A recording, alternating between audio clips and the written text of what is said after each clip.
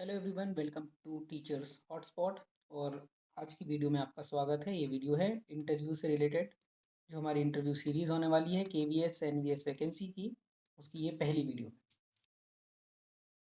बहुत दिन हो गए यूट्यूब पर वापस आए हुए और आपको कुछ गाइडेंस देने के लिए। उसके लिए बहुत बहुत क्षमा। बहुत सारे मैसेज आए हैं और बहुत सारी क्वेरीज भी हैं जिनको मैंने सॉल्व करने का प्रयास किया है इस वीडियो में। एक साथ बहुत सारी क्वेरीज थी, तो सब क्वेरीज तो इस वीडियो में सॉल्व नहीं हो पाएंगी, सारी चीज़ें हम नहीं ले पाए हैं। बट कुछ जो बहुत ज़्यादा इंपॉर्टेंट है इंटरव्यू के पर्सपेक्टिव से, उसको हमने इस वीडियो में ले लिया है और बाकी बची हुई चीज़ें हम नेक्स्ट वीडियो में कवर करेंगे। भाई लेट क्यों हुआ उसके लिए पहले तो बहुत बहुत सॉरी, क्षमा आपसे।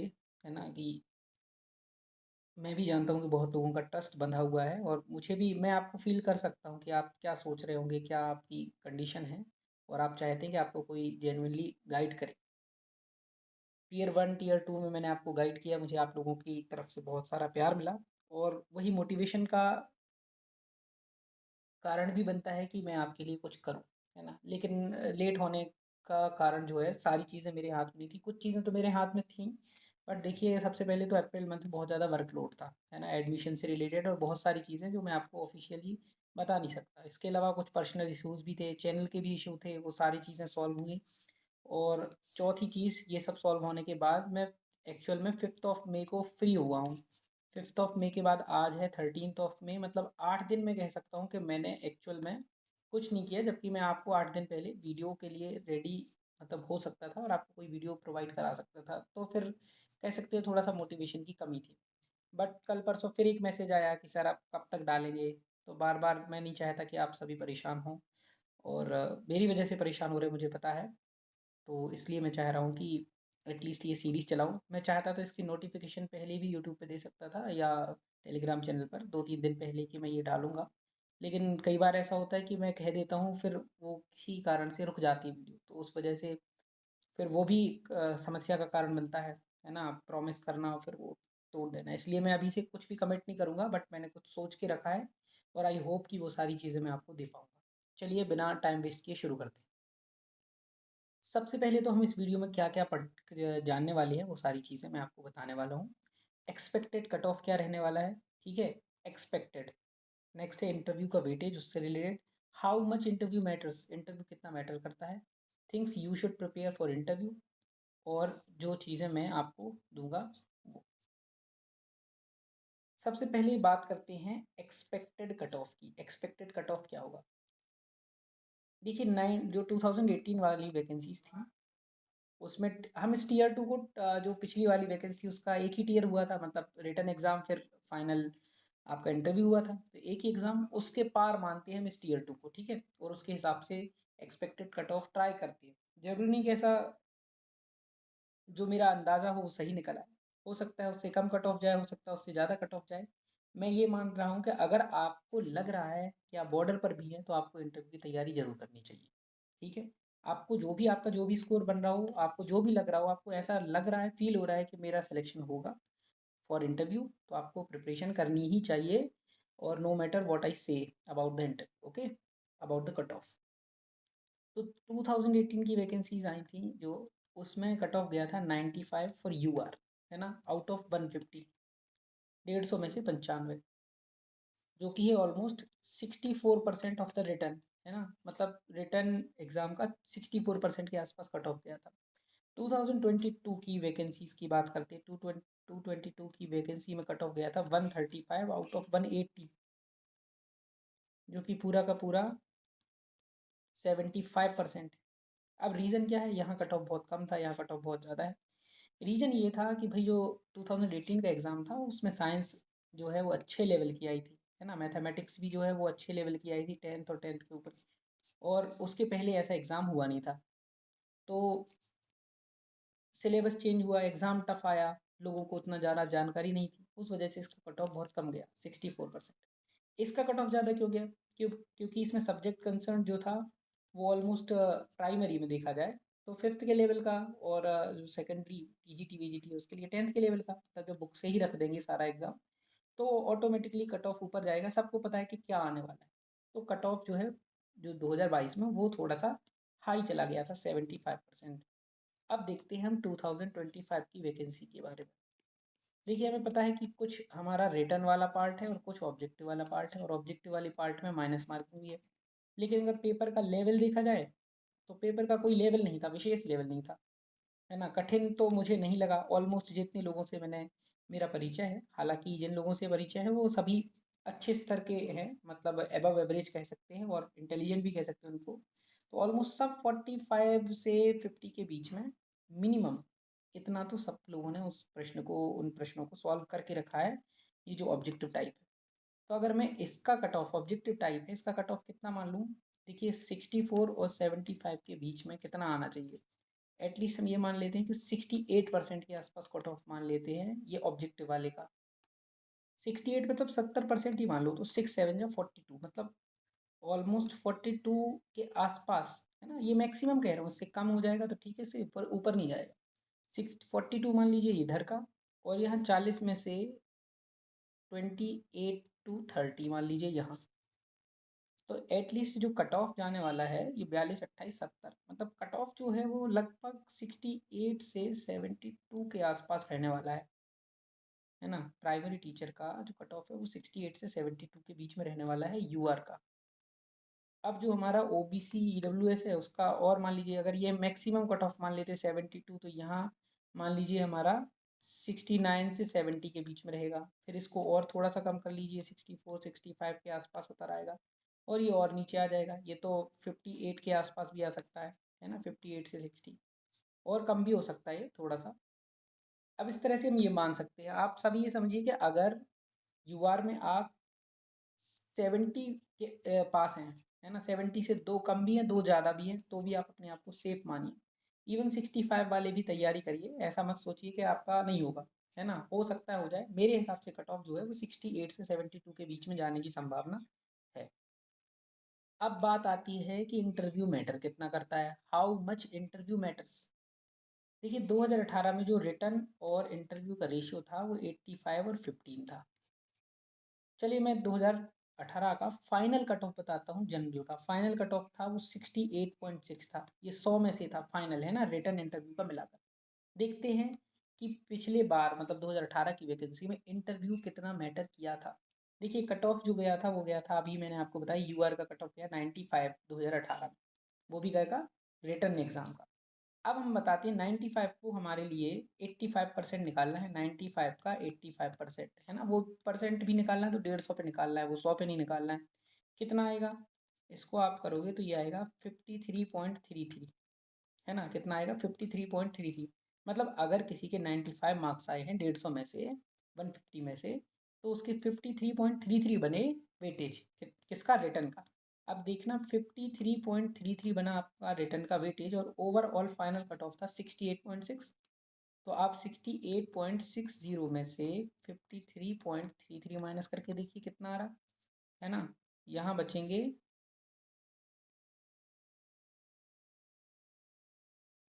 कितना आ रहा है ये, हाँ थोड़ा सा मिस्टेक है, 53.33 नहीं होगा, 53.83 होगा, 53.83, है ना। अब चलिए माइनस करते हैं, यहाँ से 7 आ जाएगा, यहाँ 16 में से 8 जाएंगे तो 8 आ जाएगा, है ना। और यहाँ आ जाएगा 14.8 के आसपास, मीन्स ऑलमोस्ट आपको 59.5 मार्क्स चाहिए, 60 में से 59.5 मार्क्स चाहिए आपको, अगर रिटर्न और इंटरव्यू के बाद इस वेटेज को क्वालिफाई करना था यूआर कैटेगरी से। आप समझ रहे हैं इंटरव्यू की वैल्यू कुछ भी नहीं थी रिटर्न के मुकाबले में 2018 में, है ना। अब जरा 2022-2023 वाली वैकेंसी उसकी चर्चा कर लेते हैं। 2022-23 में आपको पता है कट ऑफ गया 135 आउट ऑफ 180। अब इसका बनना है 70 का रेशियो, है ना, क्योंकि हमें पता है वेटेज जो है वो 70/30 है। देखिए तो 135 जो है उसका 70% रेशियो निकालते हैं कितने पर, 180 पर। कितना बन रहा है ये बन रहा है हमारा 52.5, मतलब 52.5 बन रहा है, ठीक है, ऑलमोस्ट 52.5 बन रहा है 70 में से। अब आप ये देखिए, सबसे पहले ये देखिए कि 180 का पेपर है, वो रेशियो बन रहा है 70 के बराबर। अगर सोचो हर 2 मार्क्स का 1 भी बना दिया जाए तो 180 का आधा होना चाहिए 90, लेकिन ये तो 90 से भी कम है। इसका मतलब है रिटर्न भले ही देखने में 180 मार्क्स का है, लेकिन उसका रेशियो कितना छोटा हो रहा है, 180 से 70, जबकि इंटरव्यू जो था वो हमारा 60 मार्क्स का था और 60 को शॉर्टन करके रेशियो में 30 बनाया जा रहा था। मतलब इंटरव्यू के 2 मार्क्स को 1 की वैल्यू दी जा रही थी। लेकिन अगर ध्यान से देखा जाए तो रिटर्न के 2 मार्क्स को 1 से कम की वैल्यू दी जा रही है ना, कितना। तो आप ये देख पा रहे हो कि जो हमारा 2023 की वैकेंसी, एक तो इंटरव्यू में उसका रेशियो भी ज़्यादा था, रेशियो ज़्यादा होने के साथ साथ वहाँ 1 मार्क की वैल्यू रिटर्न की वैल्यू से बहुत ज़्यादा थी। मतलब कहाँ आपके रिटर्न के 1 मार्क की वैल्यू है 0.39, वहीं इंटरव्यू के 1 मार्क की वैल्यू है 0.5। आप समझ रहे हो कि इंटरव्यू की वैल्यू कितनी ज़्यादा है। अब यही बात आ जाती है 2026 की वैकेंसी पर। 2026 की वैकेंसी का रेशियो फिर से 85:15 है। अब यहाँ से एक चीज़ और सोचने वाली बात है कि पहले इंटरव्यू 60 मार्क्स का होता था, अब ये इंटरव्यू 100 मार्क्स का होगा। कितने मार्क्स का होगा? 100 मार्क्स का होगा। तो आप ध्यान से देखिए कि 100 मार्क्स को 15 बनाया जाएगा। 100 मार्क्स को 15, मतलब हर 6 साढ़े 6 मार्क्स जो होंगे वो 1 मार्क के बराबर माने जाएंगे। मतलब जब 6 मार्क्स आपको इंटरव्यू मिलेंगे तब वो 1 के बराबर माने जाएंगे। सोचने वाली बात है। तो इसका मतलब है इंटरव्यू में अगर आपको किसी को 1 नंबर पीछे करना है, 1 मार्क से उससे आगे निकलना है, तो आपको इंटरव्यू में उसके कम से कम उससे 6 साढ़े 6 मार्क्स ज़्यादा लाने पड़ेंगे, जो कि बहुत मुश्किल काम है। सोचो अगर कोई आदमी आपसे रिटर्न में केवल 4 मार्क्स ज़्यादा ले गया, तो आपको उसको पीछे करने के लिए 25 से 26 मार्क्स ज़्यादा चाहिए इंटरव्यू में, तब आप उसको पीछे कर पाएंगे। आप समझ रहे हैं इस समय रिटर्न की वैल्यू कितनी है। सिंपल सी बात है, जो व्यक्ति इस बार रिटर्न में बिल्कुल बाउंड्री पे पास हुआ होगा, उसको इंटरव्यू में 90 प्लस चाहिए, नहीं तो मतलब संभावना ना के बराबर है उसकी, ये समझिए आप, है ना। लेकिन इसका मतलब ये नहीं है कि हम तैयारी नहीं करेंगे। 90 प्लस क्या, 99 भी आएंगे, है ना। अगर आप इंटरव्यू अच्छा देंगे तो वो भी आएंगे। तो सबसे ज़्यादा मैं आपको ये बता रहा हूँ कि क्या इंटरव्यू इस बार मैटर कर रहा है, तो बहुत ज़्यादा मैटर नहीं कर रहा है। अगर आपका रिटर्न का स्कोर अच्छा है, मान लीजिए कट ऑफ 72 है, और अगर आप 77 लेके बैठे हुए हो, तो आपका वही एग्ज़ाम जो है क्लियर हो गया। फाइनल कट ऑफ में ये समझिए आपका नाम आने वाला है, बशर्ते आप इंटरव्यू बहुत गंदा ना दें, है ना, आपका इंटरव्यू बहुत बेकार ना जाए, तो फिर आराम से आप एवरेज इंटरव्यू के बाद भी यहाँ सेलेक्ट होने के चांस रखते हो।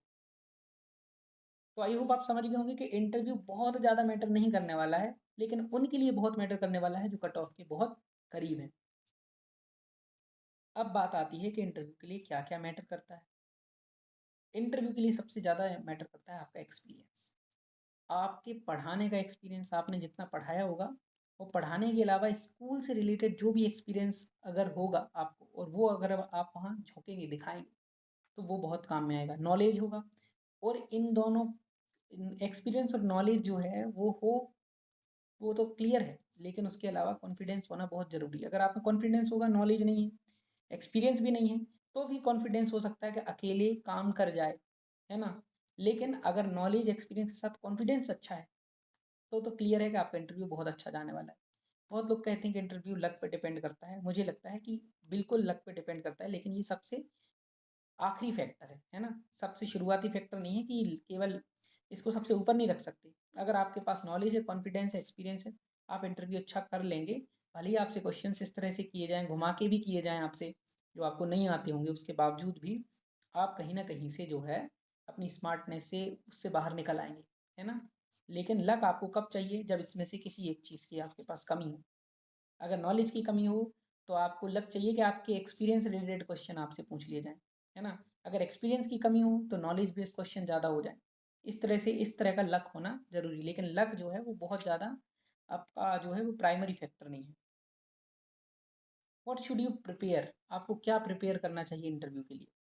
सबसे पहला, प्रायोरिटी वाइज मैंने लिखे हुए हैं, कुछ कुछ चीज़ें प्रायोरिटी वाइज नहीं है। शुरुआत में सबसे ज़्यादा इंपॉर्टेंट है डेमो टीचिंग।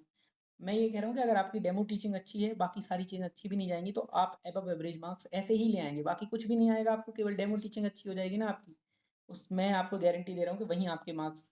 2018 में जो मैंने इंटरव्यू दिया था, 2 इंटरव्यू दिए हैं मैंने, 2018 वाला, 2022 वाला। 18 में इंटरव्यू दिया था, that time I was only 19 years old, और उस समय मैंने ये इंटरव्यू दिया था। आप ये बताएंगे कि मैंने बहुत गंदे आंसर दिए थे क्वेश्चंस के, मतलब इमेच्योर वाले।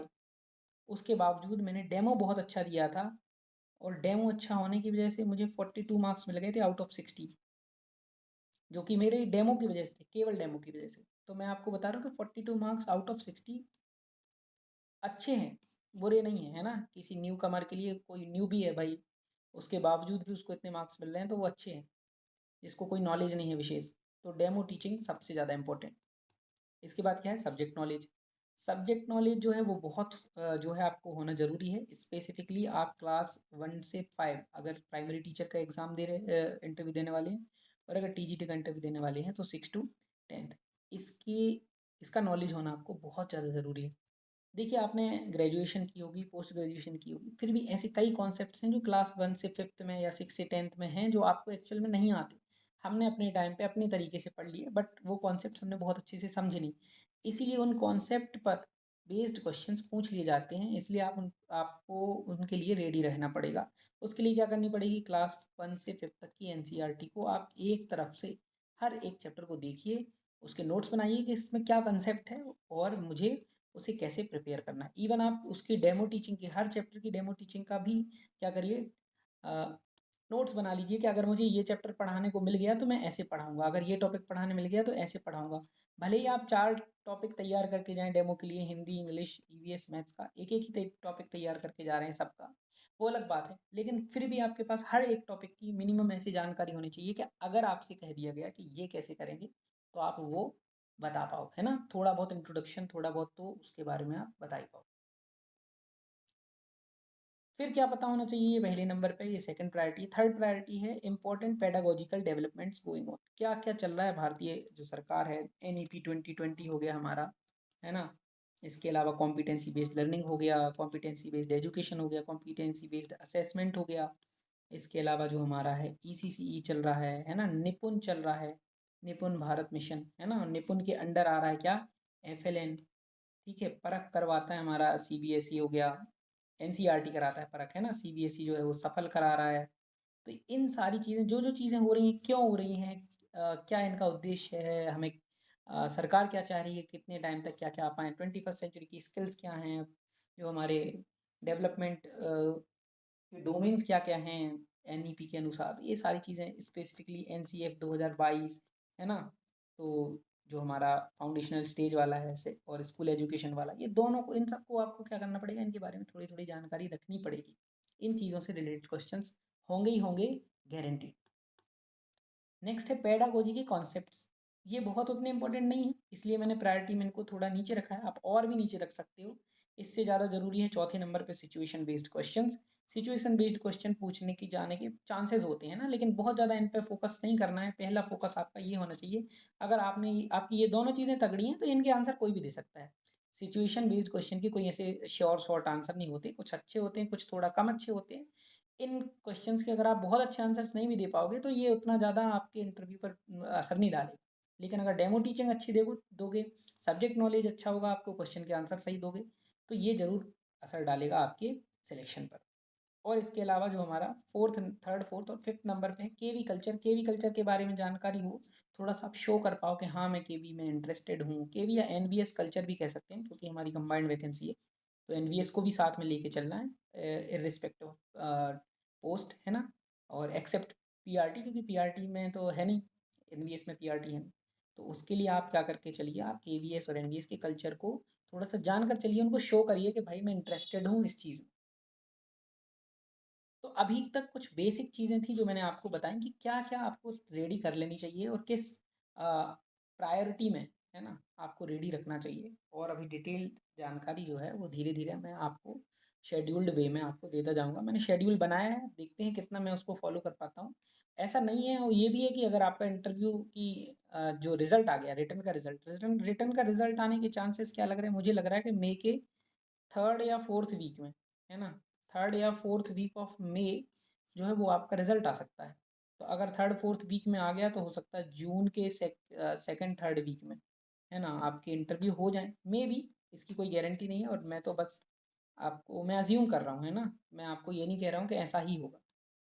तो थोड़ा सा तैयारी शुरू कर दीजिए, केवल आप डेमो टीचिंग पर फोकस करिए। डेमो टीचिंग के जो कुछ चीज़ें हैं वो वीडियो में आपके लिए अपलोड कर दूंगा, और उसमें क्या मिस्टेक्स नहीं करनी है, वो बहुत इंपॉर्टेंट चीज़ें हैं, वो सारी चीज़ें मैं आपके शेयर करूँगा। तो तब तक के लिए धन्यवाद। आपका दिन शुभ हो।